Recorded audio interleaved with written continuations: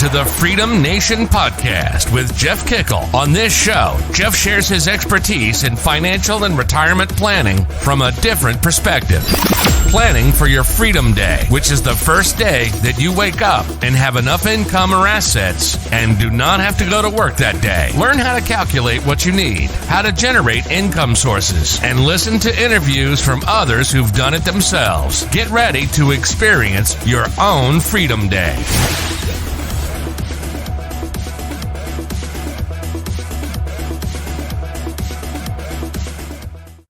Hello, Freedom Nation. It's Jeff here, and we're excited to be getting towards the end of this year, the year 2021. It's been a phenomenal year for me, and during this time period, I announced this a couple weeks ago, but during the Christmas, New Year's first week of January, I began to do a lot of planning in my businesses. So, I'll sit down and I will do I'll do business planning for the business, set goals.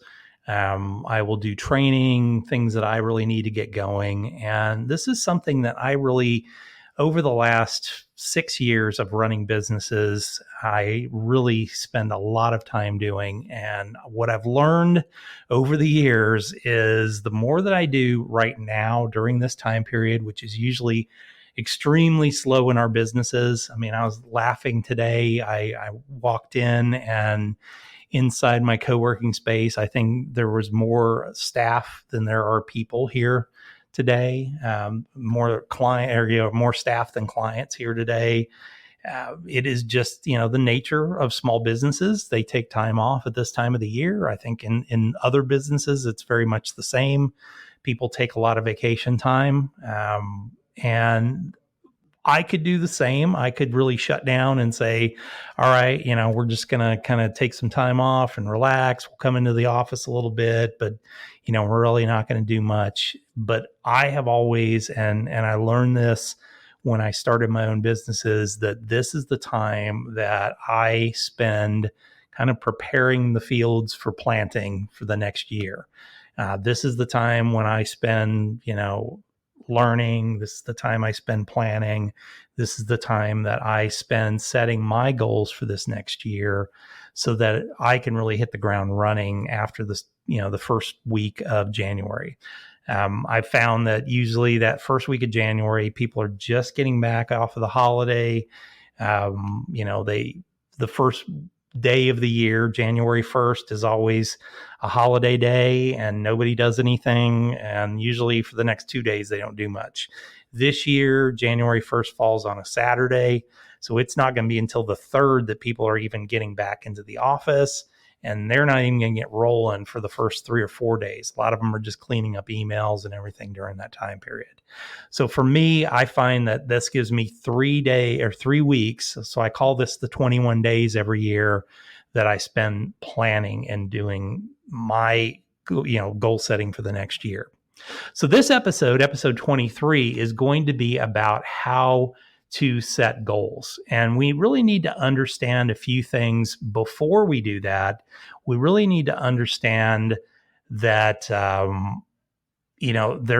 a mindset that has to be there. So, you need to understand your mindset. You need to understand what is affecting you and what is causing you to not want to do planning sometimes, what is causing you to not succeed at planning. I mean, I hear people talk about during this time of the year, oh, I'm setting my resolutions for the year. Okay, resolution means nothing. You're doing nothing. If you're just resolving that you're going to do something, but you have no process, no understanding of why you need to do this. And most resolutions end up falling apart within, the first month of the year. And people just are into, where they're at, and they're just wandering aimlessly again. So one of the things, when I started learning goal planning, I've been through multiple goal planning courses, multiple time management courses. And one of the things that I just absolutely, if I see it, I just instantly, I will not go to that training, is if they use the term SMART goals. And basically the SMART goals is, just so that you have an acronym. People are, they need acronyms to make themselves feel better. And people keep regurgitating the same stupid acronyms: SMART, specific, measurable, attainable, whatever, time-based, repeatable, time-based, whatever that SMART is. I don't care. I think it's awful. I think it's stupid. I think it doesn't help people do planning. And so I just decided to stop. And I listened to a tape by Tony Robbins once, and it was actually an old CD. It was something from like the late 90s, early 2000s period of Tony Robbins. And he started talking about what he calls a massive action plan. And that kind of resonated with me. So it was different from the way I had heard people talk about it before. Now, he did talk about SMART goals in that, but I really kind of refined that down, and that's what we'll talk about today. But the first key to this is you need to be able to put together goals that are things that are visceral to you, things that you can feel and you understand why you're doing this, why this is so important to you. So it's really key to understand that. But there's three main pieces of the pie that have to go in place before you even get to that, or that are key components to this. First is what I call the profit mindset triangle.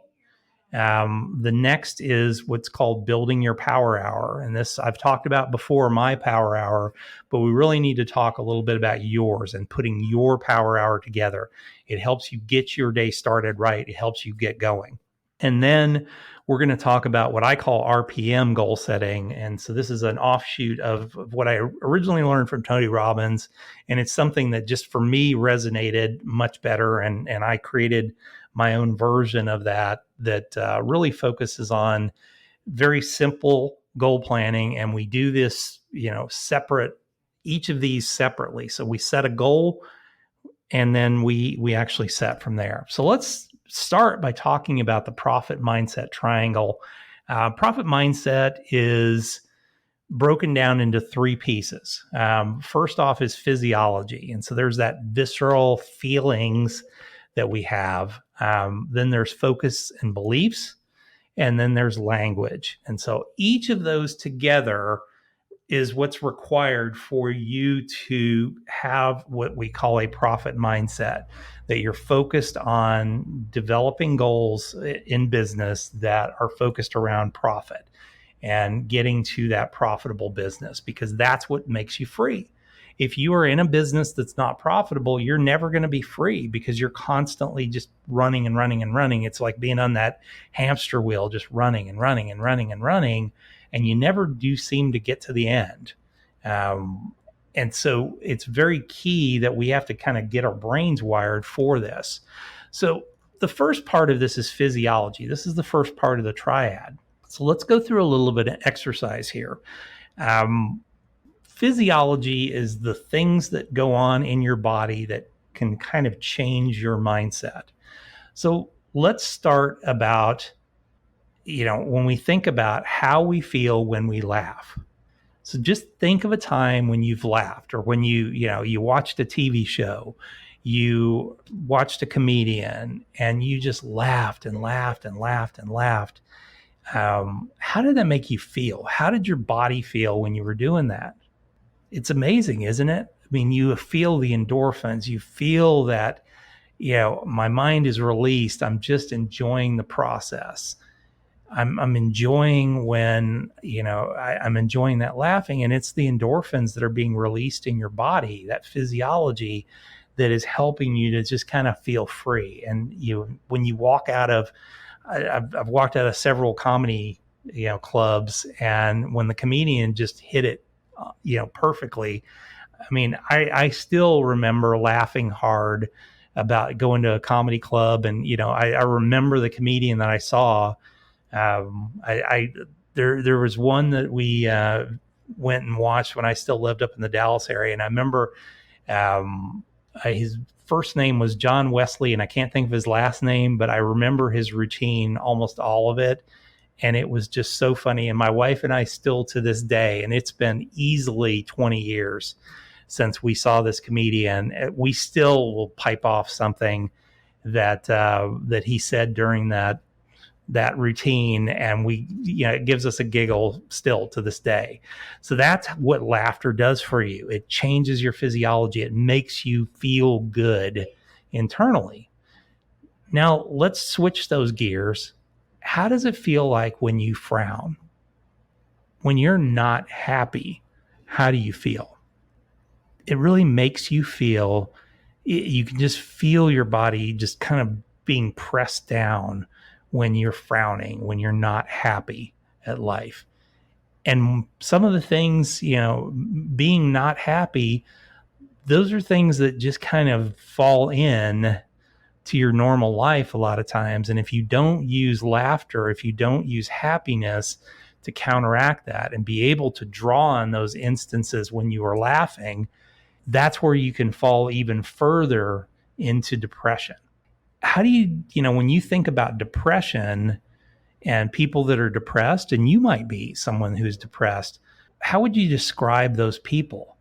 What is their posture like? What is their breathing like? Do they have their head up? Do they have it down? Well, usually their posture is kind of slumped over. Their breathing is not real deep. They might have their head down when they're really depressed and they're really thinking about things. If you want to change your emotions, you need to change your physiology. You need to focus on the things that make you happy. Focus on the things that make you grateful. It's difficult. There are, physiologically and chemically, depression can be a challenge, but you can counteract some of that by focusing on things that can kind of bring you out of that. And that is laughter. That is happiness. It's gratitude. It's focusing on things that are positives, focusing on smiling.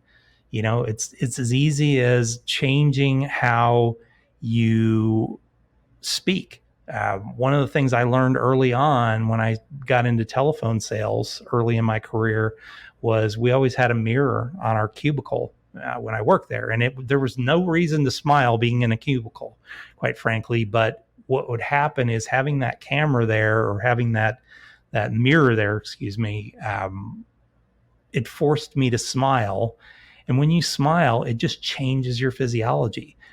Just do an exercise real quick with me. Put a smile on your face first and see how that feels. Now put a frown on your face. How does that feel?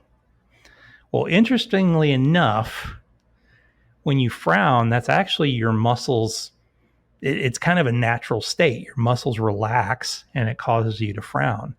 When you put a smile on your face, your muscles actually have to work to put a smile on your face. And so that forces your muscles to actually take action and take activity, which forces endorphins into your body to be able to, or activate that smile. And so it just changes how everything happens for you. And if you want to be happy, if you want to be someone who is kind of fun to be around at times, have a smile on your face. It's a key to doing that. And it's changing that physiology that's extremely important for you. So let's go into the next leg of the triad, of the triangle of mindset, profit mindset, is your focus. So focus and beliefs are absolute keys to being, they're keys to that profit mindset, to having that mindset of being successful. So what you focus on, you will hit. That is, it is just absolute true. It was true when I was learning to shoot in the military. If you just willy-nilly fired it at a target, you probably aren't going to hit it.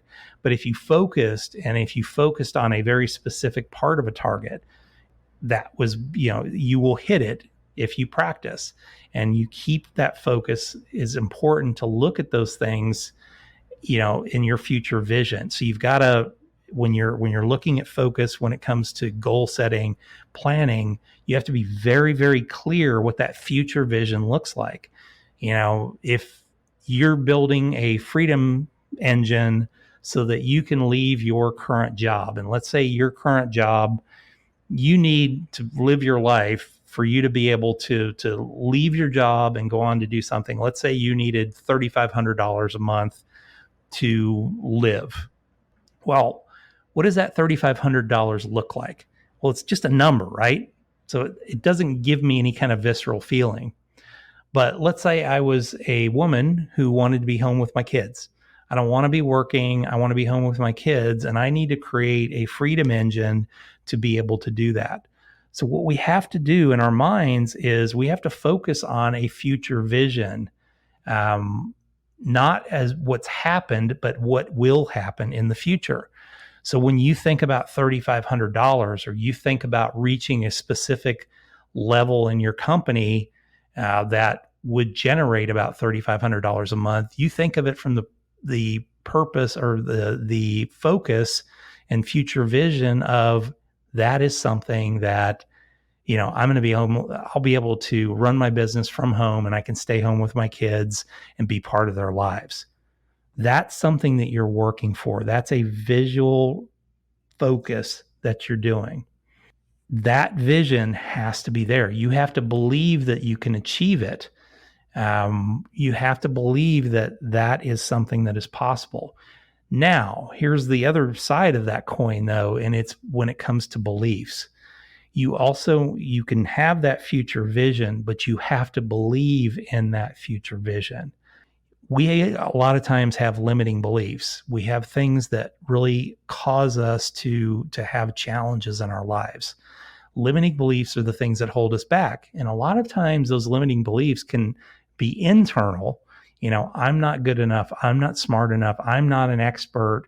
Well, if you know more than the person that you're talking to, you're more of an expert than they are. Most of the time, when I'm training people to do new things that I've really not offered before, I'm just a few steps ahead of them. I'm the next chapter down, and I'm teaching them what I've learned up to this point. I don't have to know everything. I don't have to be able to have the answers to everything in the world. I don't have to be a guru. I just have to know more than they do, and I have to keep moving, though. That's the key, is I have to keep moving, and I have to not have limiting beliefs that I'm never going to be able to get this. I'm never going to be able to understand it. And one of the keys to that is you got to get rid of some of that emotional junk. You've got to realize that you can learn. You can be better than, the person that you're talking to or teaching or training.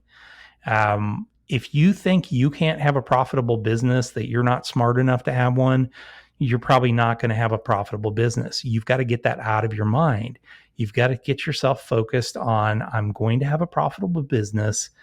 We go back to that future vision, where our vision is, what we need to achieve so that we can have this future vision and purpose. Another challenge when it comes to limiting beliefs is your family and friends.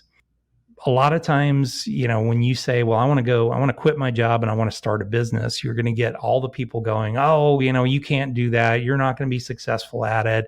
It's really risky to go do that. Well, these are people who've maybe never taken that risk, or they may have taken the risk and not been successful.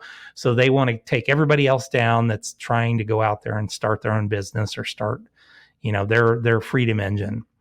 So you've got to be able to not only get the internal junk out, the internal emotional junk that you have to also get the junk around you. And sometimes that means that you have to kind of separate yourself from those friends and family and get yourself around other people who have had success, who encourage you, who will mentor you. I cannot tell you how important it is to have mentors.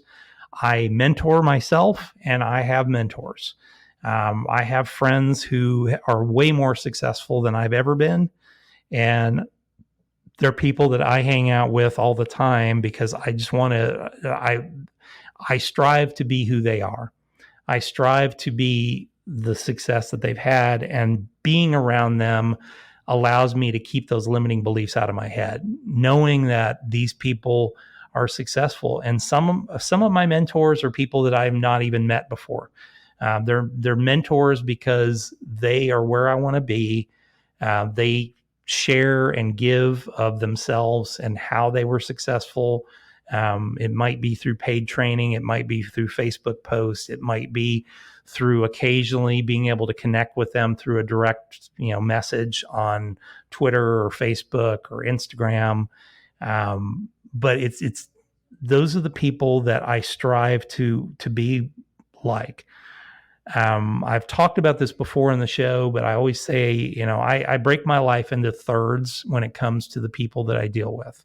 A third of my time I spend mentoring people who are where I was years ago, who are striving to start businesses, to grow businesses. I work with a couple mentorship programs through an incubator at one of the local high schools. And I work with those people, or I work with those kids to try and help them understand how to get to where I'm at. I spend about a third of my time with my peers, people that are in the same trenches that I am right now. We're learning. We're kind of all learning together, and we're trying to grow our businesses together.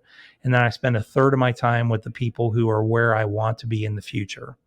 And those are real key things for me to be, for me to be successful. I have to have all three of those because those are what helps keep me driven, and choosing people in my life that are there to support me, but are also there to challenge me.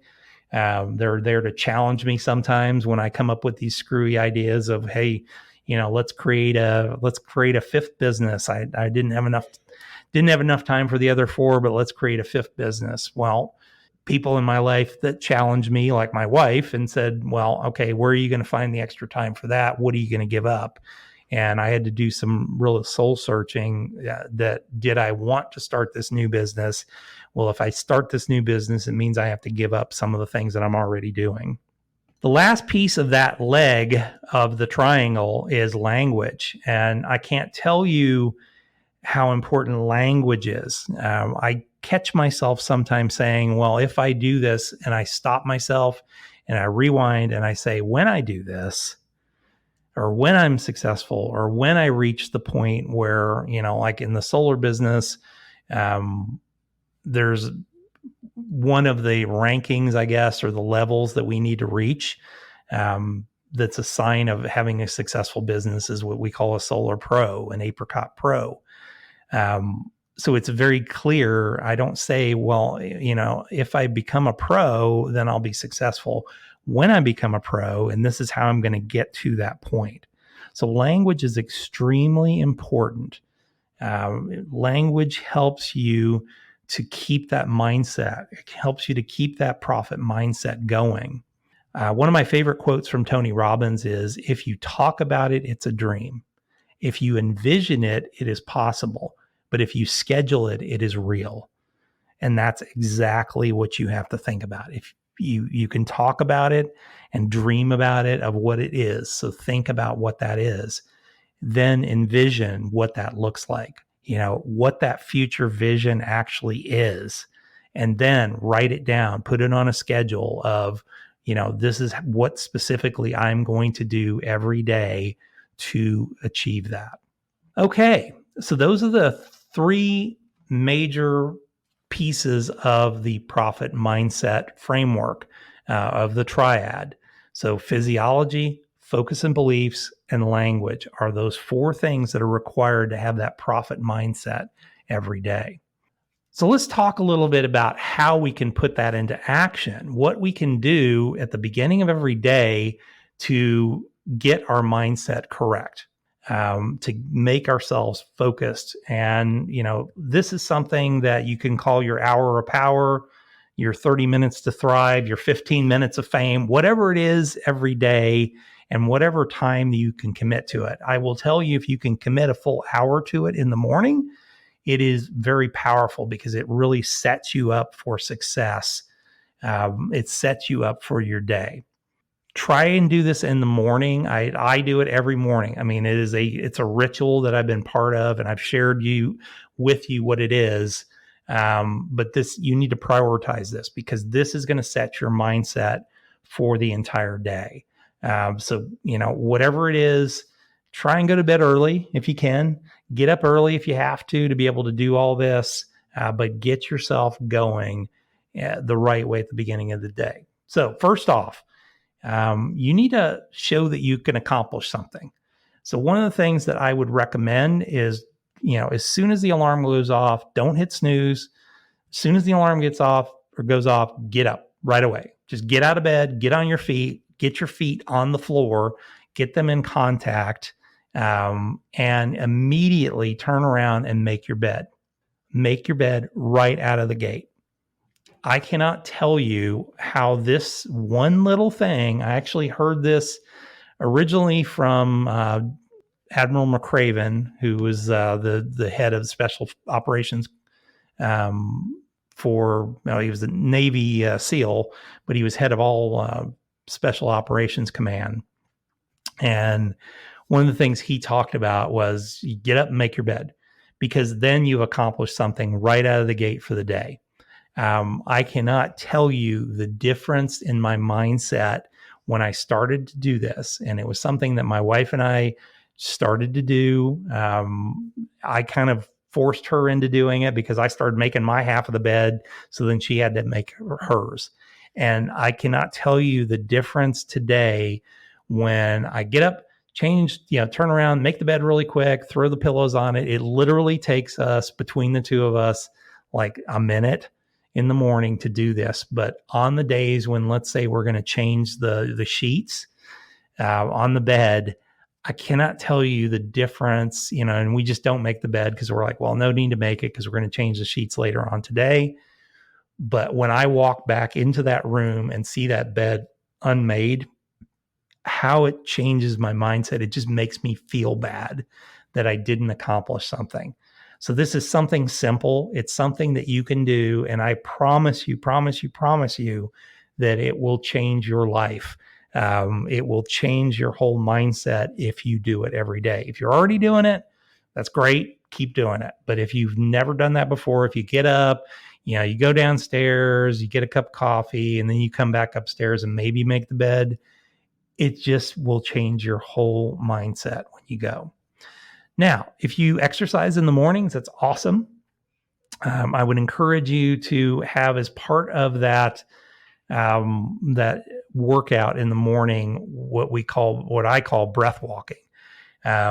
So it's really 5 minutes of walking around. It could be done in the house. It could be done outside. You don't have to do it for more than 5 minutes. And it really is that you take in 4 nasal breaths and then 4 mouth breathe outs. So it's literally very heavy.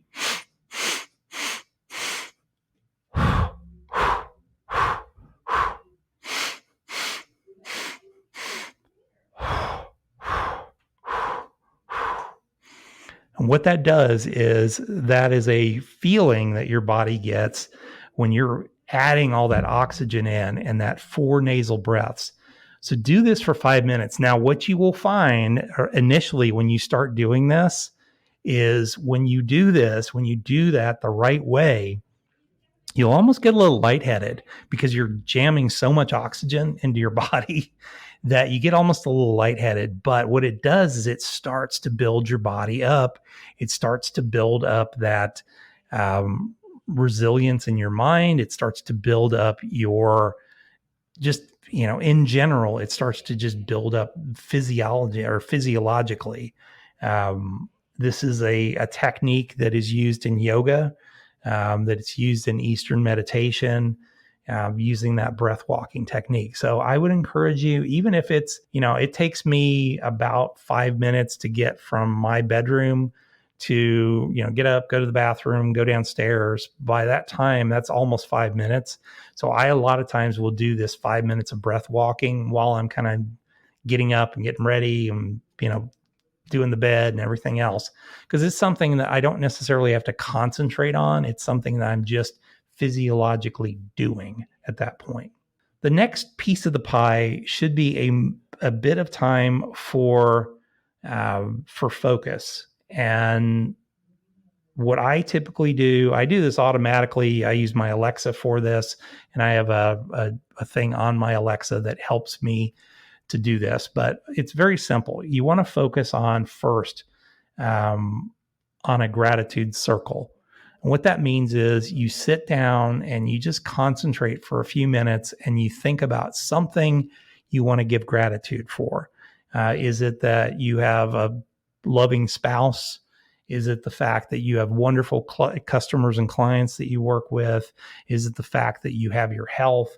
Is it the fact that your family has health? Whatever it is, give gratitude for that. Thank the universe for that, and have gratitude. What are you grateful for? Who in your family are you grateful? Who are your friends? Who are your business associates? Anything that you can think of to be grateful for, create something new every day. The next thing is focusing on what you really want in life. But you want to focus on this as if it's already happened. So if we go back to our example from earlier, we talked about, let's say I'm a woman who is working I've had children, I'm working in the business, and I feel bad that I am not there with my family. And so I have set that goal. I'm focusing on getting to the point where I can generate enough revenue from my Freedom Engine to be able to reach that point where I have enough income from my Freedom Engine that I can leave working in the corporate world and work from home so that I can be with my kids. So when you sit down and you focus on this, whatever your goal is, whatever that thing is that you're working towards, you want to think about that. You really want your life to be focused around as if it's already happened. So think about what it's going to feel like, what it feels like. Once again, here's language. What it feels like now that you're free, now that you've reached your Freedom Day and you're able to be there with your children. You are able to not have to get up and go to a job that you hate every day, and you get up and you love what you do. What does that feel like? What does it feel like now that you are there? The interesting thing is your brain really can't distinguish between what is real and what isn't. It's very interesting. The more vividly you imagine what that looks, feels, smells like, it becomes real.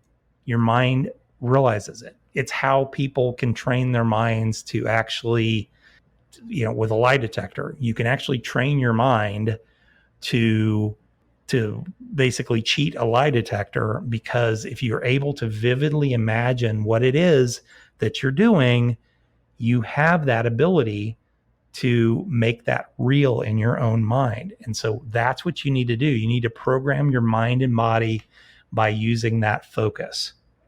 Then you need to sit down. I do this using an actual day timer that I carry around with me all day. I have an electronic calendar. I've told you that before.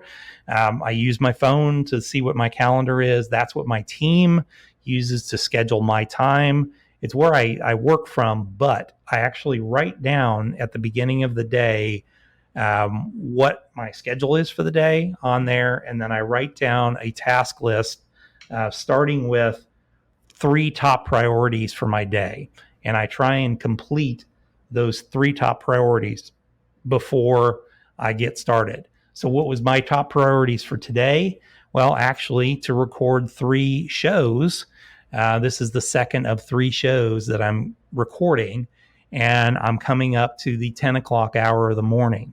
So that means I got up, I planned out my day, I completed a couple of other tasks, and then I focused on these 2 focus things that I'm working on. And then I've got a couple meetings, And then after those meetings, I'm going back and I'm going to record the third show for the day that are on my priority list. So those are things that, what do you want to do today? What do you want to create? What do you want to accomplish?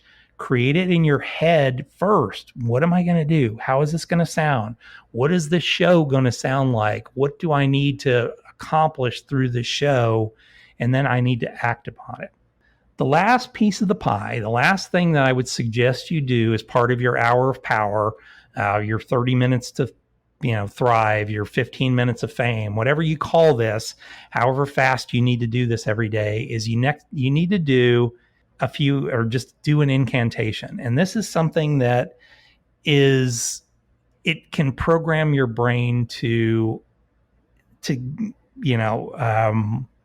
it just programs your brain to keep you moving. It might be something like, I love my life. I love my life. I love my life. One of the ones that Tony Robbins uses that I'm a big fan of is, every day in every way, I'm getting stronger and stronger. And this is something that you say out loud. Now, it may be a little, if you're in the house with somebody else, they may be looking at you a little funny at the beginning, but they'll get used to it after time and they'll just kind of ignore you after a while. But starting that and spending a few minutes just saying, every day in every way, I'm getting stronger and stronger. Every day in every way, I'm getting stronger and stronger. You'll start to say it out loud. You'll build a rhythm, and then that sticks in your head. Every day in every way, I'm getting stronger and stronger. Every day in every way, I'm getting stronger and stronger. Every day in every way, I'm getting stronger and stronger.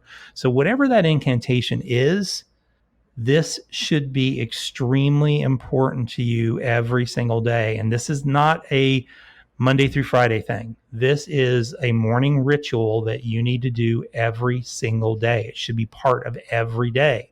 So do this for 7 days.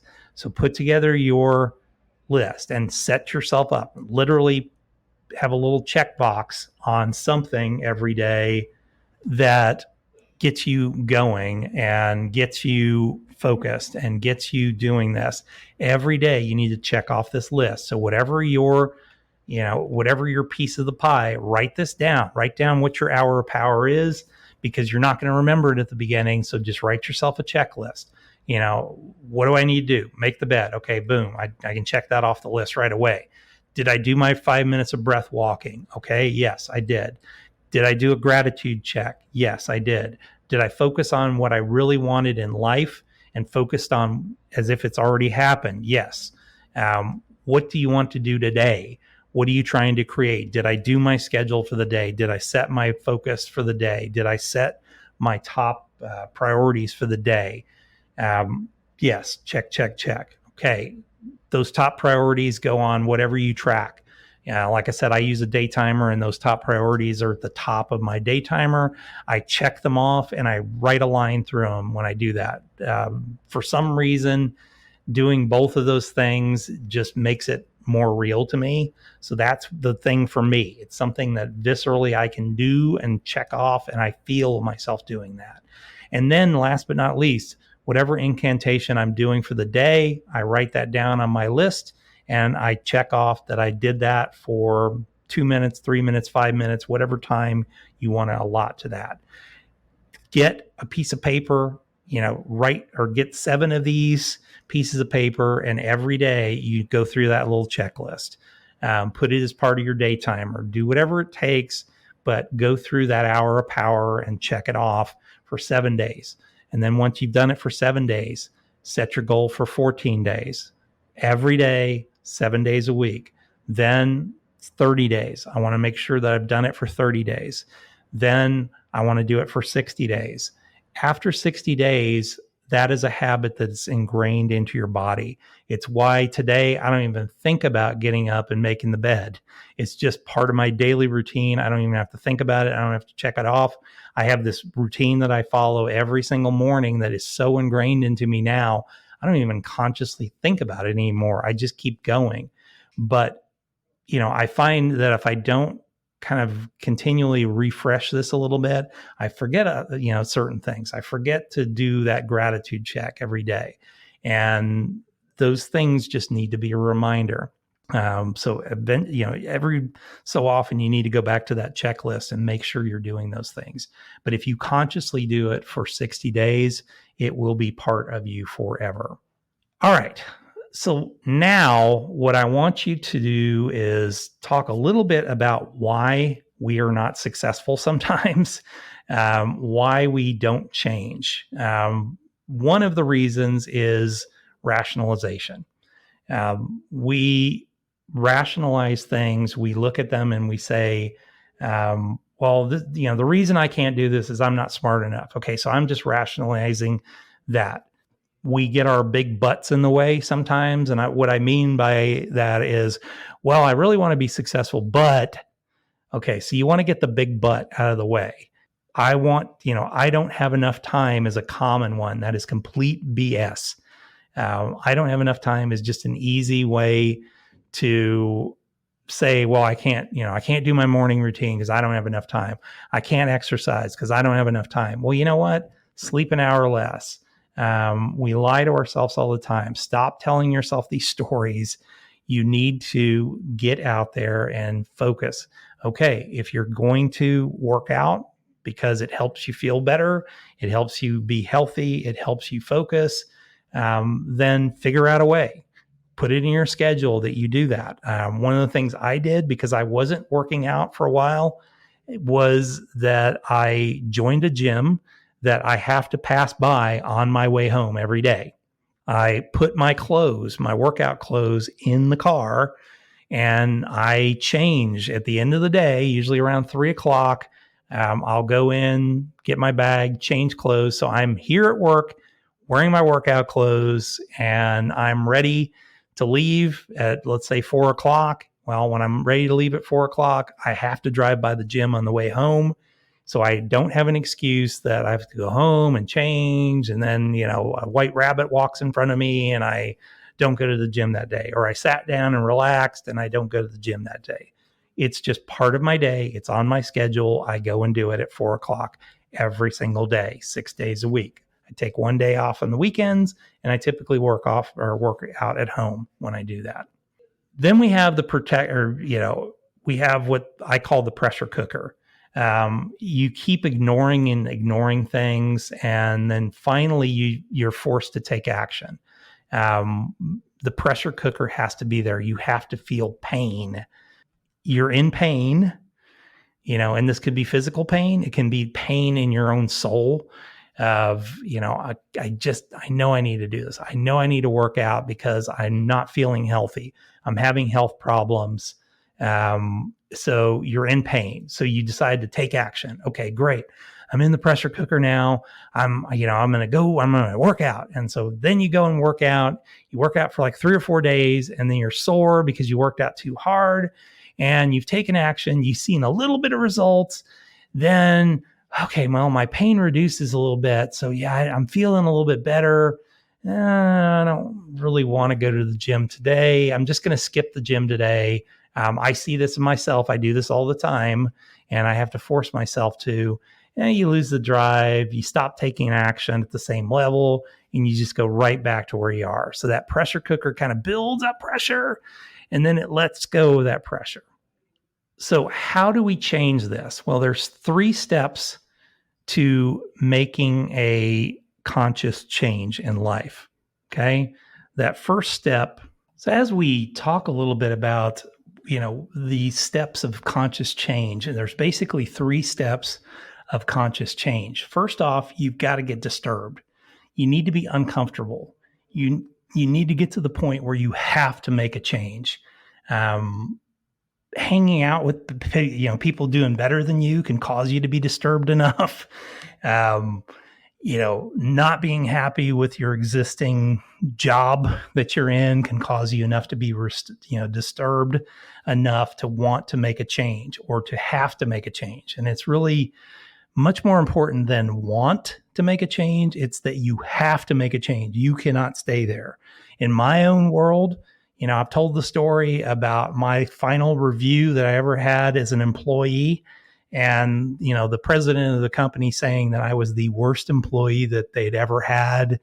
For me, that was that final straw that broke the camel's back. And I just said, I'm done. I instantly checked out at that point, and I went full bore to start my first, successful business and grow that business. So this is something that you absolutely have to get yourself to the point where you get so disturbed. You've got to get yourself so disturbed that you're going to want to take action. You're going to want to make that next step. Then you need to make a real decision. We use a concept called RPM planning. We're going to talk about that in a second.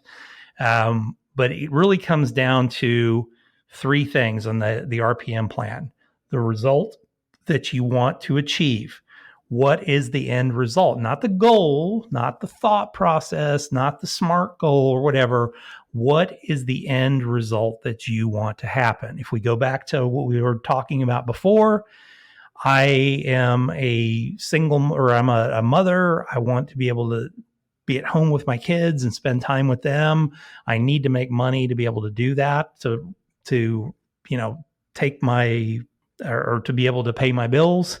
So I need to create a business that is going to create $3,500 so that I can be home with my kids in the next 3 months. That is the result that I want to happen. The purpose is the P part of it. That's the RPM. The purpose is the P. Why am I doing this? Well, I want to be home with my kids. Why is that important? Well, because I feel like I need to be part of their lives to make them grow, or to make them succeed in life. Why is it important that they succeed in life? You keep digging down, get it to the point where you literally are almost in tears for why it's so important that you do this and why you must do this. Then what we do is we do a massive action plan. And that literally massive action plan is writing down an entire list of all the things that you can potentially do or that you have to do to make that plan succeed, to get to that result that you want to achieve. What are all the things that you can do? And it's literally just writing that down as quickly as you can, and then going from there to take action, instantly. Okay. So that is where we're at for the profit mindset, for, creating a plan and then finally putting together that plan and taking massive action. So what we're going to do is, if you are on the website, or if you're on a place where you can click, there is a link that clicks you to to a link that we have where you can download these. You can download a document to help you create an RPM plan. So what I want you to do is download that and then come back and listen to this one more time, this last piece. So you can stop this right now, especially if you're working out or something along those lines. Stop it, go in, download the RPM planner, and then we're going to go through an exercise where I walk you through that RPM planner step by step, and we'll work on it for a specific thing. So stop right here, download this, and then come back. Okay, welcome back. You should have your RPM planner in front of you. It's a PDF document that you can download, and we're going to walk through this step by step. So the RPM planner, it's very simple. The first question is, what makes you disturbed? So this is going to be, what is really disturbing you at this point? When you think about, I want to take time off to be with my kids. Why is that? What is disturbing you? I'm in a job I'm not happy about. I can't be home with my kids. I, feel like my kids are kind of running wild and I can't be there. Whatever that is that makes you disturbed, write that down right now. Okay, so we're going to go to the R section, results oriented. What is the result that you would like to achieve? If it's, following our example here, I need to create a freedom engine with $3,500 per month in the next 3 months so that I can be home to be with my kids. So that first part of it is that results-oriented piece. I need to create a freedom engine that will create $3,500 a month. That's my result. That's what I need to achieve in the next 3 months, in the next 6 months, whatever that number is for you. Whatever that is, you should be able to achieve that during a specific time period. So I want to know how much I need, how long I have to do it, and what that result is going to be. Next is purpose driven. Why is this so important? I want to be home with my kids. Great. Why is that important to you? Well, because I need to be part of their lives, as they're young and growing up. I want to be part of their lives. Okay. Why is that important to you? Keep asking yourself the question, why? Keep going deeper. Keep going deeper. This may require you to partner up with a spouse or a friend or somebody like that can just keep asking that why question. Why is that important? Why is that important? Why is that important? And really dig deep into why that is so important to you. Why is it important that I am sitting here talking to you today? Why is it important? My results oriented, I want to help thousands of people find their freedom day. Why is that important to me? Because I was that person who was stuck in a job that I hated and wanted to get out on my own. I had tried starting businesses, and they weren't successful. Well, why weren't they not successful? Well, because I didn't commit to it. Why didn't you commit to it? Well, because I had other income and I didn't really need to commit to it. I had more than enough income, so I didn't have that pain in my soul. It wasn't until I reached the pain in my soul that I did it. So I could drill down for an hour onto why this is extremely important for me. And then the last step of this is going to be creating a massive action plan. What are the steps that you can do to attain this result? So brainstorm as many big and small wins as you can once you complete this task. So first thing, don't think about it. Just put down everything you can think to do to generate that result. What are the things that you can do? It could be something as simple as, well, I need to make 5 phone calls. As soon as I finish this action plan, I need to make 5 phone calls. I need to set up a website. I need to set up a sales funnel. Those are big things and they take time. So what are the things that you can do, long-term and short-term to get you to that eventual goal that you need to be at? Put them down. Don't put them in any order. Just think of everything you can do and take 5 minutes to do that. Just push it as hard as you can. Do as many things, small and big, that you can.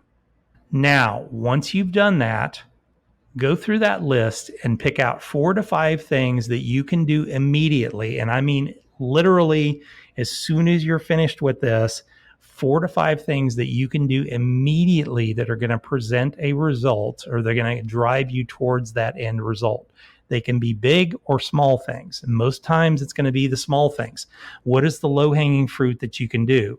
Well, I need to do 20 sales calls today to, get 5 people on the phone. And of those 5 people, I need to schedule an appointment with 3 of them to get me to my goal. What is that end result? Break it down.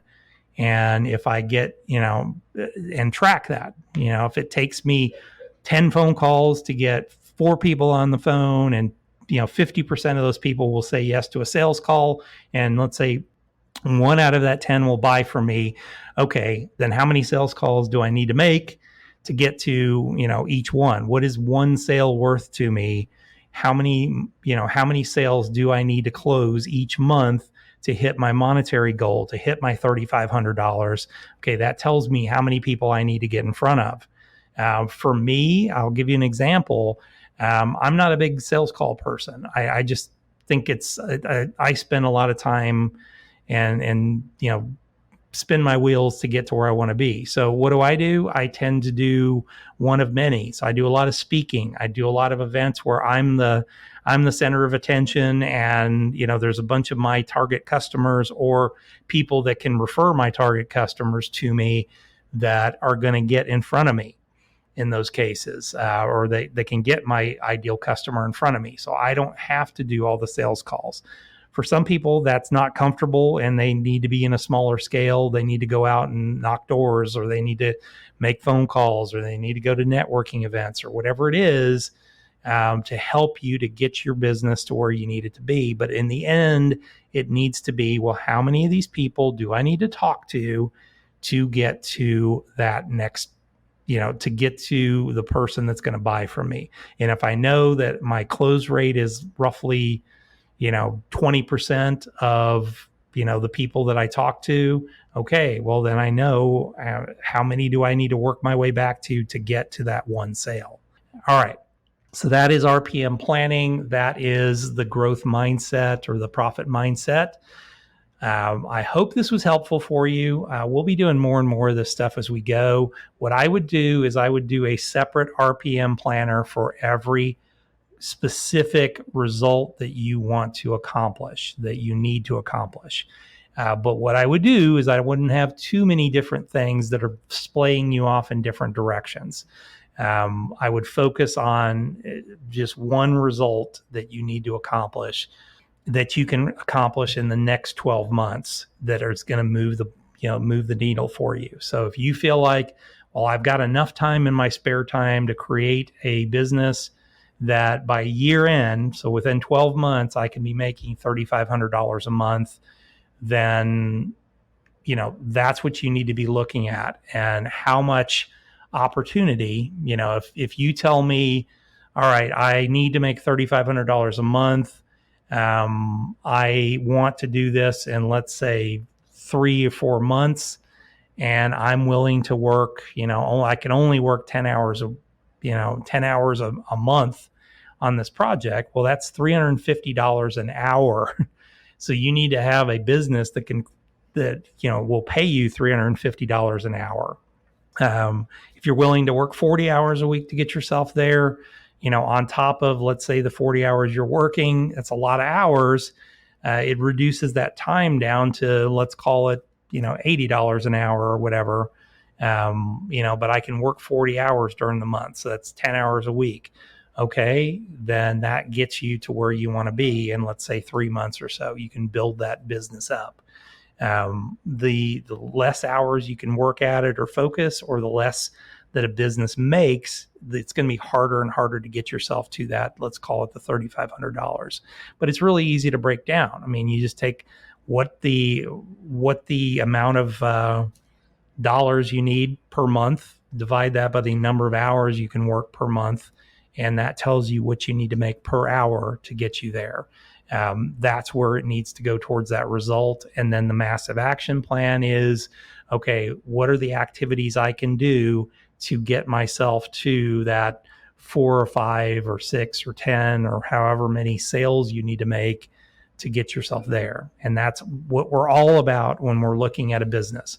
We're looking at the number of sales we need minus the cost of the business, the expenses. That gives us our profits, and that's the profits are what's going to get you to that $3,500 a month. So wherever you're listening to this, as always, if you've got questions, please feel free to share those in the comment section.